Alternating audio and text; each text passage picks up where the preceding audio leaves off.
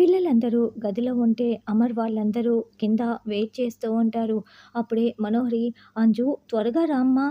మీ daddy wait చేస్తున్నారు" అని మనోహరి కేకలు పెడుతూ పిలుస్తూ ఉంటుంది.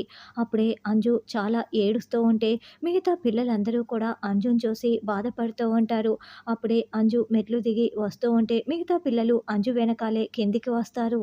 అంజు చాలా బాధగా అమర్ దగ్గరికి వచ్చి, "డ్యాడీ నేను వెళ్తున్నాను" అని చెప్పటంతో అమర్ ఒక్కసారిగా అంజుని హగ్ చేసుకుంటాడు. భాగ్య అయితే చాలా ఏడుస్తూ చూస్తూ ఉంటుంది.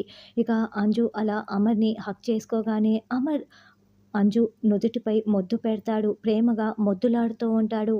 అప్పుడు అమర్ అంజు చేతిని తీసుకొని రణవీర్ చేతిలో పెడుతూ, "చూడు రణవీర్, ఇన్నాళ్ళు మా ఇంట్లో పాపగా పెరిగిన మీ పాపని నీ చేతుల్లో పెడుతున్నాను.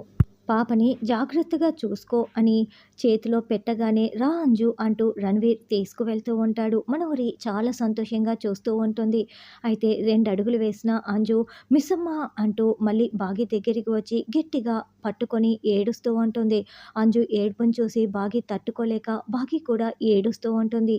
మరి అంజు ఇప్పుడు వెళ్ళిపోవాల్సిందేనా? చివరి నిమిషంలో ఏదైనా ట్విస్ట్ పెడతారా అన్నది రానున్న ఎపిసోడ్‌లో తెలుసుకుందాం.